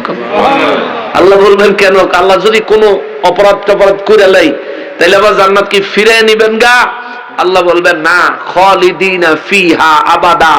জান্নাতে জান্নাত যাদেরকে একবারের জন্য দেওয়া হয়, জান্নাতে যারা একবার প্রবেশ করে তাদেরকে আর কখনোই জান্নাত থেকে বের করা হয় না, জোরে কন্যা সুবহানাল্লাহ। ওই ব্যক্তিকে আল্লাহ তাইলে আর কোন অপরাধের কারণে জান্নাত নিয়ে যাবেন না তো? আল্লাহ বলবেন না, আল্লাহ তাইলে অনুমতি দিলে আমি একটা কথা কইতাম। সুবহানাল্লাহ। আল্লাহ কইব কি এক নেকির লেগে এতক্ষণ পেরেশান হন, আবার কি কইবা? আল্লাহ গো, যেই লোকটা একটা নেকি না দিলে আমি জান্নাতের মেহমান হতে পারতাম না, এই মুহূর্তে আমি জান্নাতি হিসেবে আখিরি নবীর উম্মতের অধিকার নিয়ে তোমার দরবারে সুপারিশ করি, আমার ওই এক নেকি দেনেওয়ালা তোমার বান্দা আমার নবীর উম্মতটাকে আমার সাথে জান্নাতে দিয়ে দাও। সুবহানাল্লাহ। আল্লাহ নারায়ে রিসালাত।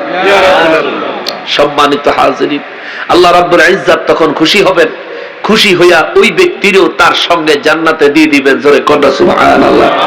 এরকম সৌভাগ্যশালী ব্যক্তি হবে কয়জন? একজন মাত্র।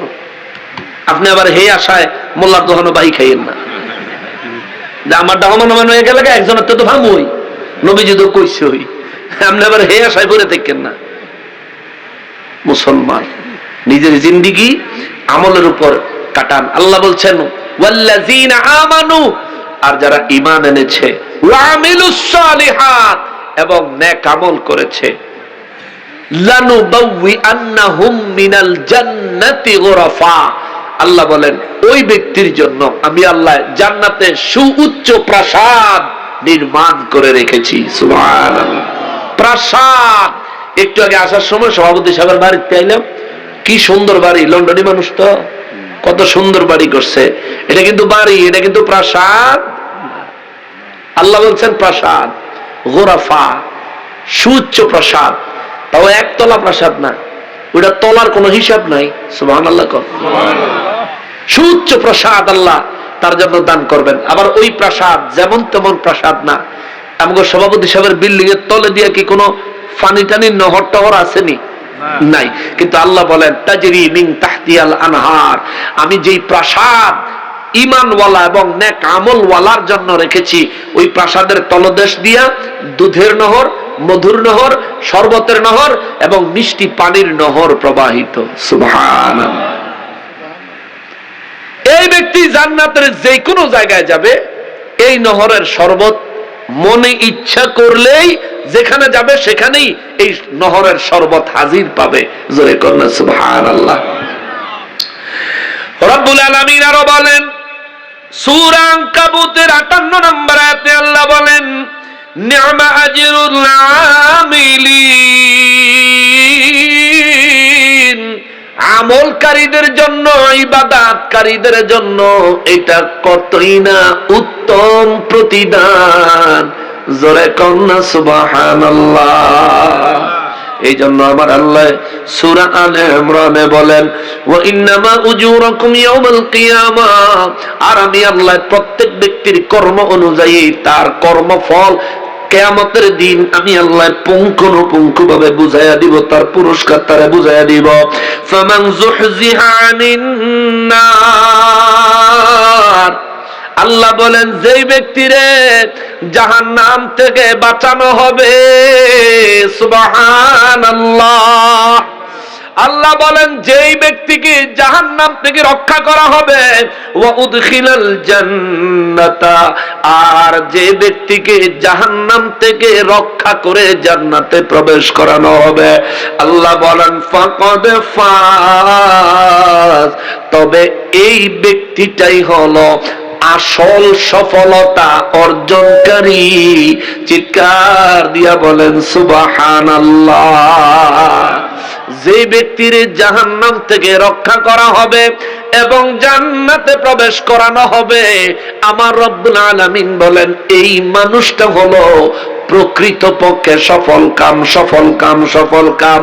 আল্লাহ রাব্বুল ইজ্জত আরো বলেন, নবী গো দুনিয়ার মানুষকে বলে দেন দুনিয়ার হায়াতে জিন্দেগি যেন বরবাদ না করে। প্রত্যেকটা মুহূর্ত হায়াতের ব্যালেন্স, প্রত্যেকটা মুহূর্ত হায়াতের ব্যালেন্স, হায়াতের ব্যালেন্স মানুষের খরচ হয়ে যাচ্ছে গো নবী। হায়াত রিচার্জ করার কোনো সুযোগ নাই, হায়াত রিফিল করার কোনো সুযোগ নাই। গাড়ির তেল শেষ হইয়া গেলে তেলের পাম্পে গেলে গাড়ির তেল পাওয়া যায়, গাড়ির গ্যাস শেষ হইয়া গেলে সিএনজি পাম্পে গেলে গাড়ির গ্যাস পাওয়া যায়। এরা মুসলমান মোবাইলের ব্যালেন্স শেষ হইয়া গেলে রিচার্জের দোকানে গেলে কিংবা বিকাশের মাধ্যমে বিভিন্ন ব্যাংকিং অ্যাপসের মাধ্যমে মোবাইলে পুনরায় রিচার্জ করা যায়। কিন্তু মানুষের হায়াতের আল্লাহ একটা ব্যালেন্স দিয়েছেন। আমার জন্য হয়তো 50, নয়তো 60, নয়তো 70, নয়তো 80, নয়তো এর চাইতে কম, নয়তো এর চাইতে বেশি, যে কোনো সংখ্যক একটা ব্যালেন্স, হায়াতের একটা ব্যালেন্স আমার আল্লাহ আমার জন্য নির্ধারণ করেছে। আমার হায়াতের ব্যালেন্স এখন শেষ হয়ে যাইতে পারে, আমার হায়াতের ব্যালেন্স সকালেও শেষ হয়ে যাইতে পারে, আজকের রাত আমার হায়াতের একেবারে শেষ রাত্রিও হতে পারে। মোবাইলের ব্যালেন্স কত ইচ্ছা করলে জানা যায়, গাড়িতে তেল আছে কত, গাড়ির স্পিড মিটারের দিকে, ফুয়েল মিটারের দিকে তাকাইলে দেখা যায়। গ্যাস আছে কতটুকু, গ্যাসের সিগন্যাল বাতির দিকে তাকাইলে দেখা যায়। মোবাইলে ব্যালেন্স আছে কত, স্পেশাল নাম্বার ডায়াল করলে দেখা যায়। কিন্তু আমরা মানুষ, আমরা হায়াতের ব্যালেন্স নিয়ে দুনিয়ায় আইছি। জন্ম থেকে হায়াত প্রত্যেক মুহূর্তে খরচ হচ্ছে, কিন্তু আমি আমার হায়াতের ব্যালেন্স জানি না, জানি না, জানি না। অথচ আমার হায়াতের ব্যালেন্স শেষ হয়ে যাচ্ছে, এই বিষয়ে আমার কোনো টেনশন নাই। আমার মৌত যে কোনো মুহূর্তে আসতে পারে, এই বিষয়ে আমার কোনো টেনশন নাই। আমি দুনিয়া নিয়ে মত্ত, দুনিয়া নিয়ে পাগল, পাগল পারা হয়ে গেছি, সংসার নিয়ে পাগল হয়ে গেছি। কথা বলেন ঠিক কিনা? ওরে সংসার সংসার কইরা ভবে গো করলা না বন্দিগি,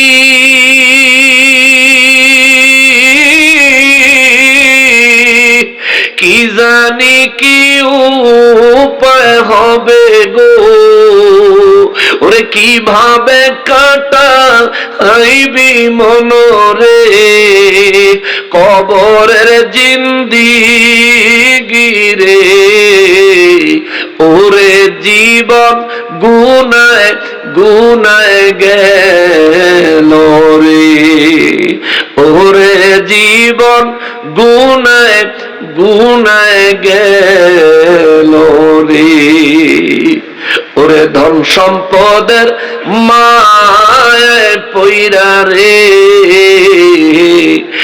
ডাকলি না মাওলা রে,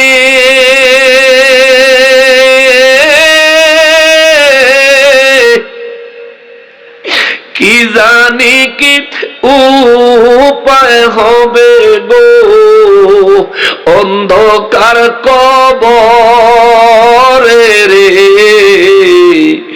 ওরে জীবন গুনায় গুনায় গেল রে, ওরে জীবন গুনায় গুনায় গেল রে, ছেলে মেয়ে মায় পইরা গো,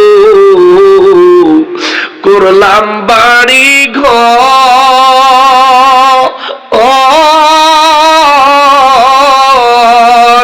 কোন দিন জানি আজরাইল ইশারে, সবই করে পরে, ওরে জীবন গুনায় গুনায় গেল রে, ওরে জীবন গুনায় গুনায় গেল রে। বাড়ির পাশে কবর ঘরে গো, থাকবি জনমভর,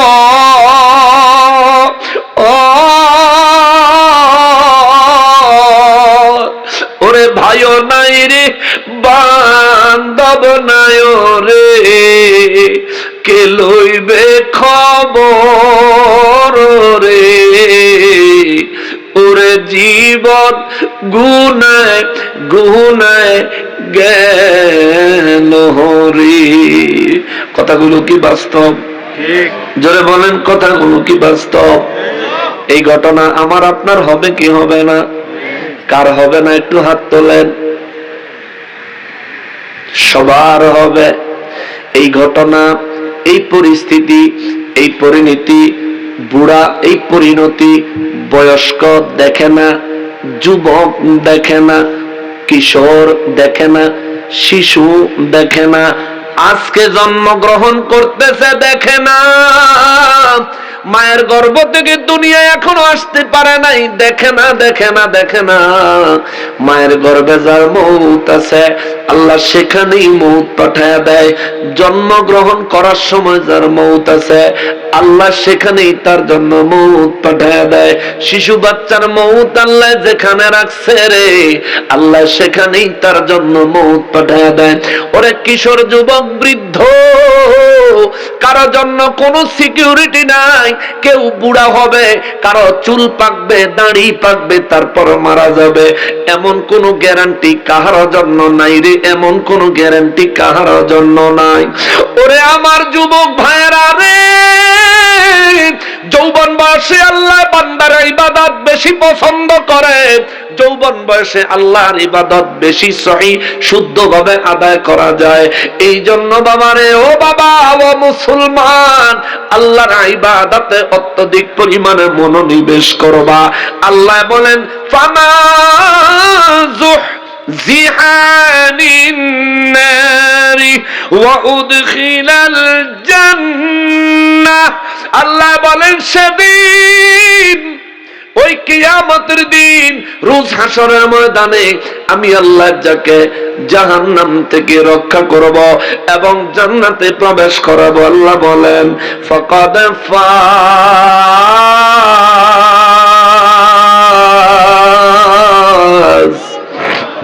জোরে বলেন আল্লাহু আকবার। আল্লাহ বলেন এই ব্যক্তি প্রকৃত পক্ষে সফল কাম, এই ব্যক্তি প্রকৃত পক্ষে সফল কাম, এই ব্যক্তি প্রকৃত পক্ষে সফল কাম। আল্লাহ কয় যারা জাহান্নাম থেকে রক্ষা করব এবং জান্নাতে পাঠাবো, এই ব্যক্তি সফল কাম। ওয়ামাল হায়াতুদ দুনিয়া ইল্লা মাতাউল গুরুর, নবী গো বিশ্ববাসীরে বলে দেন এই দুনিয়ায় মানুষের হায়াত, এই দুনিয়ার ধন সম্পদের লোভ লালসা, এই সব কিছুই শুধু ধোঁকাবাজি। আসল জিন্দেগি হলো পরপারে, আসল জিন্দেগি হলো জান্নাতে। মানুষকে বলেন তার হায়াত যেন জান্নাত ক্রয় করার মতো প্রয়োজনে খরচ করে। চিৎকার দিয়া বলেন সুবহানাল্লাহ। আমাদের হায়াতের মালিক কি? আল্লাহ। জোরে বলেন কি? আল্লাহ। হায়াতের ব্যালেন্স কি বাড়ে না কমে? জোরে বলেন। বয়স বাড়ে কিন্তু হায়াতের ব্যালেন্স কমে, ঠিক কিনা বলেন? ওই আমার ছেলে বলে আব্বু তোমার চুল পেকেছে, মেয়ে বলে আব্বু তোমার চুল পেকেছে, আমি বলি আমার মরার চিঠি এসেছে। ঠিক কিনা?